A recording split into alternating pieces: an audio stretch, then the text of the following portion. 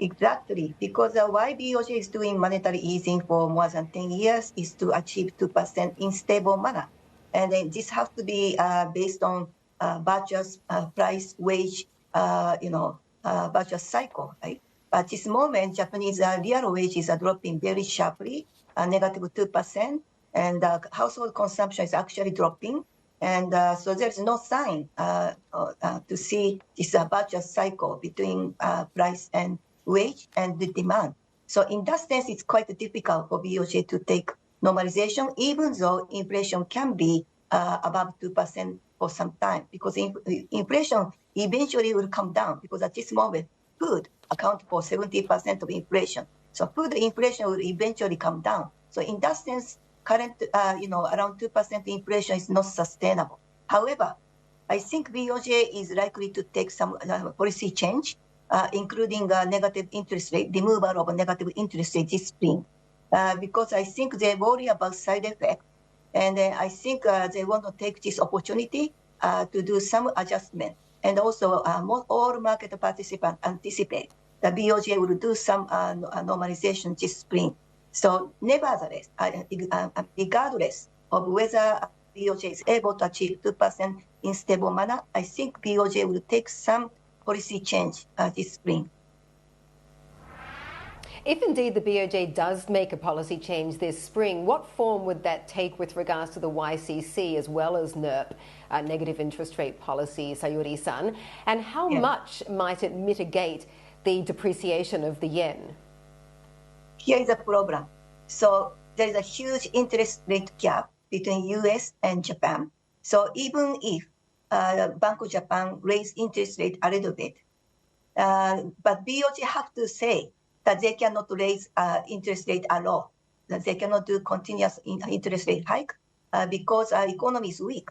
So if they do some normalization, maybe just a one time for all, removal of negative interest rate, that's all, then it doesn't really have a much impact on depreciation of yen, right? So this is a dilemma.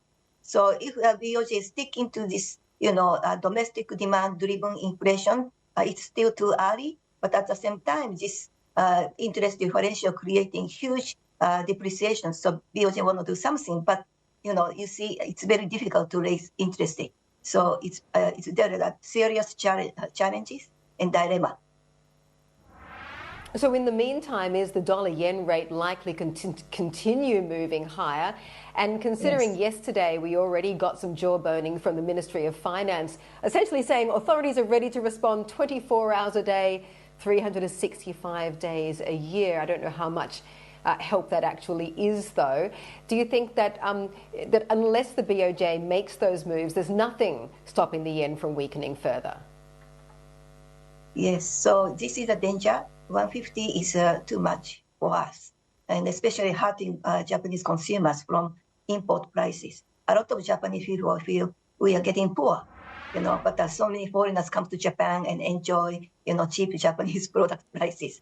So I think it's possible that the Ministry of Finance does some intervention, but how much they can do, and BOJ might take some action this spring, like I said, removal of negative interest rate. But I don't think it's possible for BOJ to say, okay, so we are going to do a continuous rate hike to cope with exchange rate. That is very difficult for BOJ to do.